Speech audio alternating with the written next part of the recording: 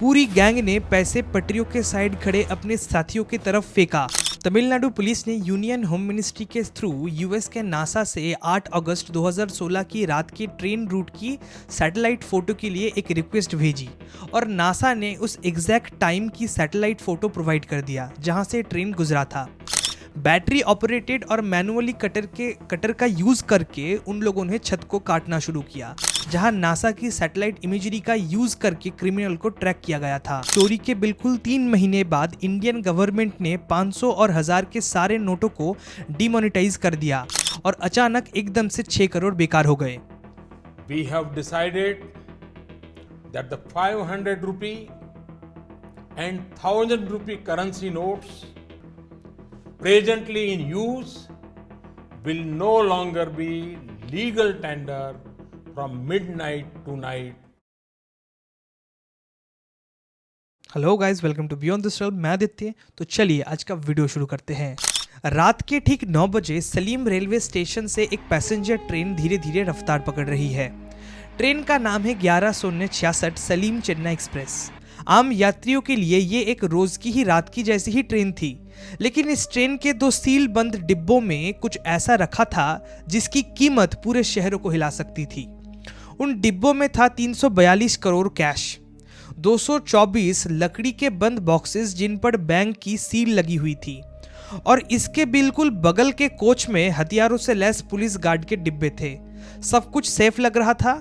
Train अंधेरी रात में आगे बढ़ रही थी और इसी दौरान किसी ने एक ऐसा काम किया जो आज भी पुलिस फाइल में नामुमकिन लिखा जाता है, और ये काम या फिर एक बहुत बड़ी चोरी ही समझ लो हुआ था, जिसकी स्टोरी हम आपको आज सुनाएंगे। इंडिया में रोज लाखों नोट्स लोगों के हाथों से गुजरते हैं, लेकिन हर नोट की एक एज होती है। टाइम के साथ कुछ नोट्स फट जाते हैं, गंदे हो जाते हैं या फिर चलने लायक नहीं रहते। बैंकिंग लैंग्वेज में इन्हें कहा जाता है म्यूटिलेटेड करेंसी।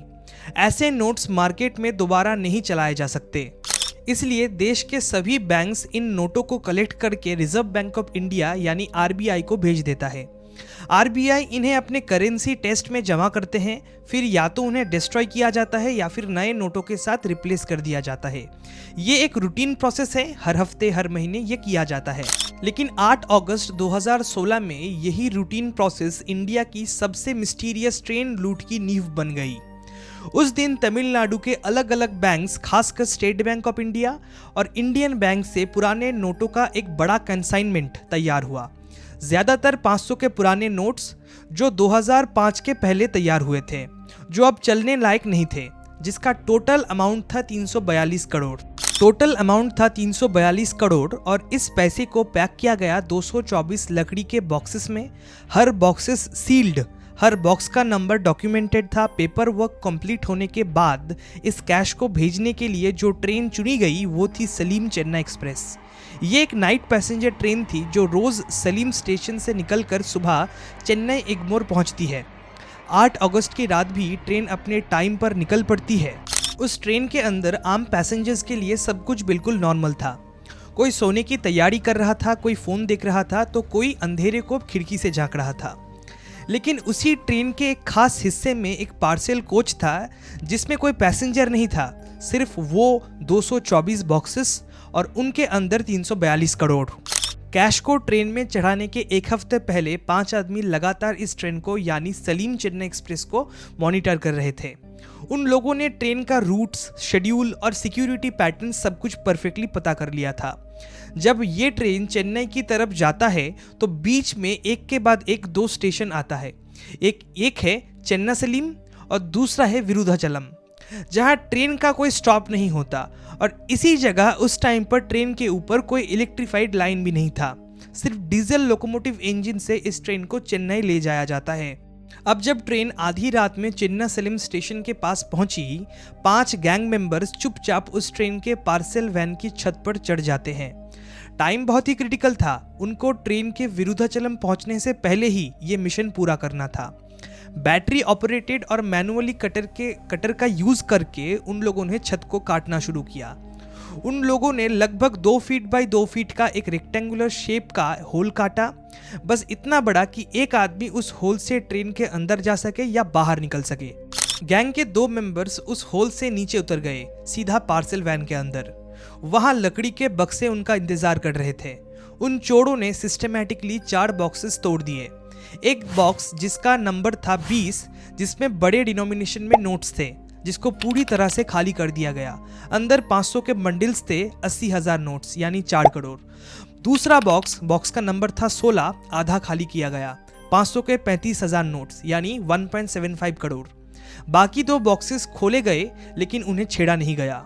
जैसे ही ट्रेन विरुद्धाचलम के पास पहुंची, चुराए गए 1,15,000 पुराने 500 के नोट्स, जिनका वजन लगभग 132 किलो था, को जल्दी जल्दी लुंगियों में लपेटा गया और वो लोग जैसे तैसे करके ट्रेन के छत पर चढ़ गए, जहां बाकी के गैंग मेंबर्स उनका वेट कर रहे थे। जैसे ही ट्रेन विरुद्धाचलम स्टेशन के पास ओवरब्रिज के करीब स्लो हुई, पूरी गैंग ने पैसे पटरियों के साइड खड़े अपने साथियों की तरफ फेंका और खुद भी नीचे छलांग लगा दिया। और फिर जब 9 अगस्त 2016 को सुबह लगभग 4 बजे सलीम चेन्नई एग्मोर एक्सप्रेस चेन्नई स्टेशन पर आ रुकी, सफ़र एकदम बिल्कुल नॉर्मल लग रहा था। पैसेंजर्स उतर गए, प्लेटफॉर्म पर आरपीएफ के जवान सतर्क खड़े थे। उसके बाद लगभग 11 बजे के आसपास आरबीआई के ऑफिसर्स पार्सल वैन से पैसे कलेक्ट करने के लिए आए। तब वो लोग बहुत डर गए कि पार्सल वैन के अंदर ऊपर से नेचुरल लाइट आ रही थी, छत में बने एक होल से। फिर जब बॉक्स खोले गए तो सच सामने आ गया कि लगभग 6 करोड़ गायब हो चुके थे।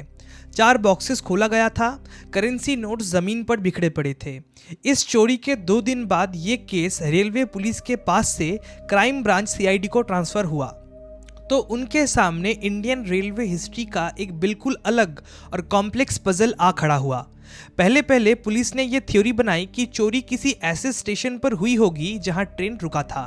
उन लोगों ने तंबरम स्टेशन पर आर्टिफिशियली पूरा चोरी का सीन रिक्रिएट किया भी, जहां दिखाया गया है कि ट्रेन के छत में लगभग 4 स्क्वायर फुट का होल काटने में करीब 50 मिनट लगते हैं। लेकिन जल्द ही कॉन्ट्राडिक्शन सामने आने लगे कि अगर चोरी स्टेशन पर हुई होती तो रूफ पर फिंगरप्रिंट्स और फुटमार्क्स इतने कम क्यों थे? ड्यूटी पर मौजूद गार्ड्स ने भी कोई सस्पिशियस एक्टिविटी नोटिस क्यों नहीं की थी?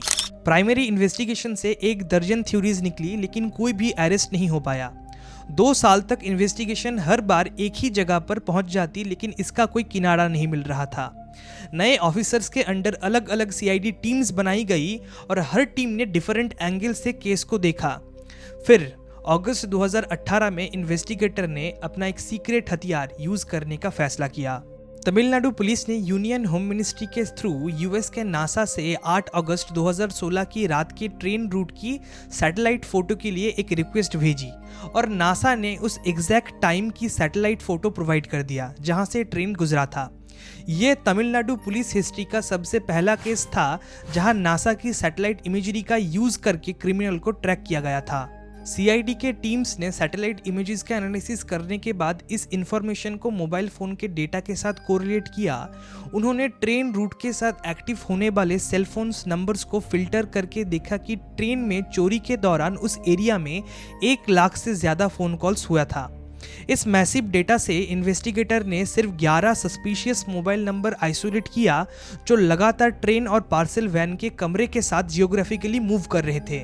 जब इन 11 नंबर्स को ट्रेस किया गया तो एक क्लियर पैटर्न सामने आया कि सब नंबर्स मध्य प्रदेश के लोगों के नाम पर रजिस्टर्ड थे। और जब और भी ज़्यादा गहरा देखा गया तो पता चला कि ये पर्दी कम्युनिटी के मेंबर्स थे, एक ऐसी कम्युनिटी जिसका इतिहास चोरी और डकैती से जुड़ी है। ये लोग स्टेट टू स्टेट मूव करते थे, कभी खिलौने बेचने वाले तो कभी कॉन्ट्रैक्ट लेबर बनकर आइडेंटिफाई किए गए टारगेट्स पर स्ट्राइक करते थे। इस गैंग ने प्लानिंग और एग्जीक्यूशन दोनों में परफेक्ट क्राइम किया था, लेकिन किस्मत को कुछ और ही मंजूर था। 8 नवंबर 2016 को चोरी के बिल्कुल 3 महीने बाद इंडियन गवर्नमेंट ने 500 और 1000 के सारे नोटों को डिमोनेटाइज कर दिया। वही नोट जो इस गैंग की पूरी लूट थी, और अचानक एकदम से 6 करोड़ बेकार हो गए। ना तो ये कैश बैंक में डिपॉजिट कर सकते थे और ना ही लीगली एक्सचेंज किया जा सकता था। असल में इतने सारे पैसे सिर्फ कागज बन के रह गया। We have decided that the 500 rupee and 1000 rupee currency notes presently in use will no longer be legal tender from midnight tonight, that is 8th November 2016. Suspects को पकड़ने के बावजूद पुलिस ने एक भी रुपया रिकवर नहीं कर पाया। थैंक यू गाइज़ पूरे वीडियो को देखने के लिए। मैं आशा करता हूँ कि आपको ये वीडियो बहुत ही अच्छा लगा होगा, और सब्सक्राइब करने के लिए मैं नहीं बोलता, क्योंकि अच्छा कंटेंट होगा आप यूं ही कर दोगे, अगर ख़राब कंटेंट होगा कह के नहीं करोगे। तो मैं अपने फुल कोशिश करता हूँ कि यार आपको अच्छा लग जाए मेरा कंटेंट। और हमारा चैनल ये बहुत ज़्यादा छोटा है, और ये कि मैं अभी ये यूट्यूब फुल टाइम कर रहा हूँ, कि चाहता हूँ कि जल्दी से जल्दी ये चैनल बहुत बड़ा हो जाए। और चलिए, आप लोगों के साथ फिर से मुलाकात होगी हमारे नेक्स्ट वीडियो में। तब तक के लिए देखते रहिए बियॉन्ड दिस रेल्म।